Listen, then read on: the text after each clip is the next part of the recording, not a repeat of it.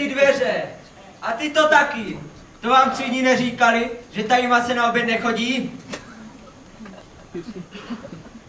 Dovolte, abych vás přivítala na letošním konkurzu na třídního.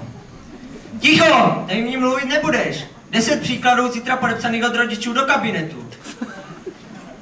Zasedne komise. Prvním členem komise je náš třídní intelektuál Krištůfek. Tak ty nepřestaneš. 20 příkladů.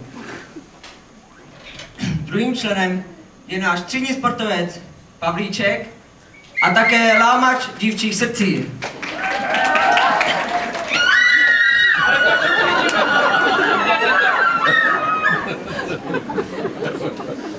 Třetím členem je nejmenší člen Kateřinka.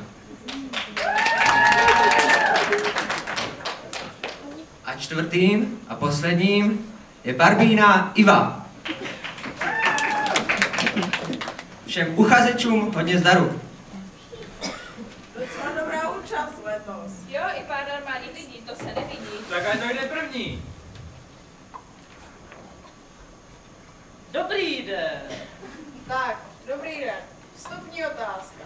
Znáte takové to lepidlo, jmenuje se Patex, co slepí úplně všechno? A otázka zní, jak to, že v té dubě nezaskne? No, já si myslím... Myslím speciální úkol. Myslím na konkurzu. No, tak nám o sobě něco řekněte.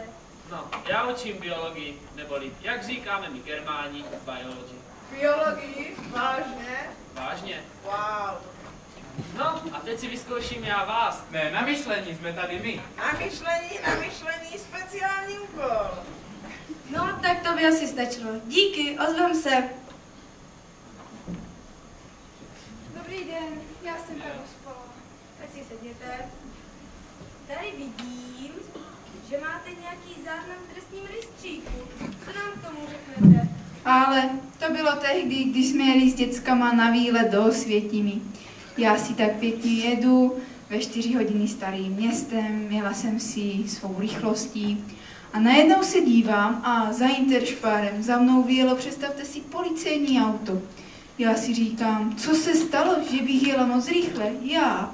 Tak jsem zastavila před Moravným mostem, stáhla jsem okýnko a zeptala se, co se stalo, pane strážníku, snad jsem nejela moc rychle. A on říká, ne paní, jela jste moc pomalu a já vás budu pokutovat. Tak mě dal pokutu a pak se ptá, kam jedu, říkám, do Polska. A co v Polsku?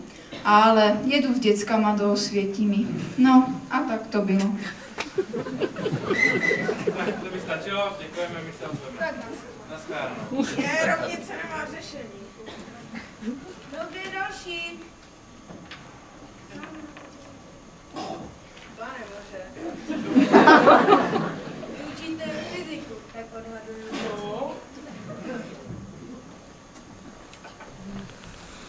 Co byste nám mohl nabídnout? Děcka, co bych vám mohl nabídnout? Já tady pomáhám vynikající švestkový kompot z roku 83. No, my jsme mysleli spíš z oblasti fyziky. Jo, tak. Tak podívejte si, tady mám krásnou věc. Zopakujeme si elektroindukci. Podívejte, dovnitř a ven. Dovnitř a ven. První napětí a pak proud. S cívkou je to jako s dívkou.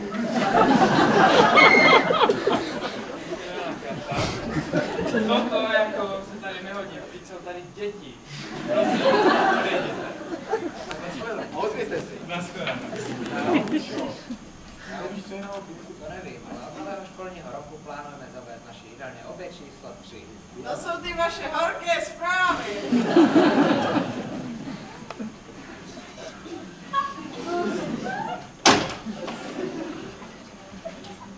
Tak, dětičky, koho si dneska vyvoláme? No, ale paní profesorko, tady nejsme na hodině. Řekněte nám, kdybychom jeli někam na výlet, kam bychom s vámi jeli?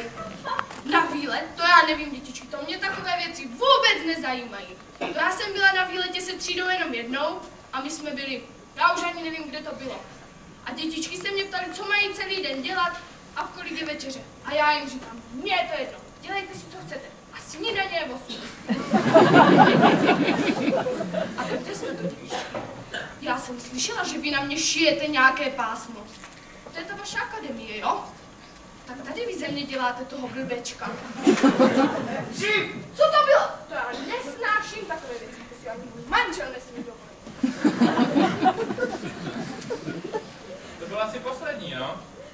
No, co s něma? Asi bychom se měli poradit. Syna.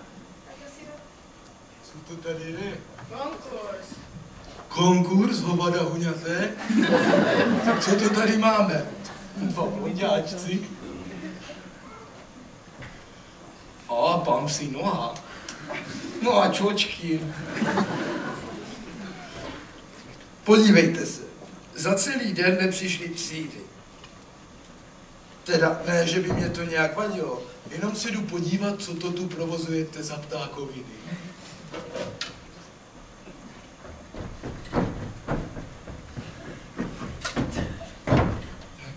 Gratuluji, vyhrál jste konkurs. Konkurs? To si zase nevyzvednu výherníšek.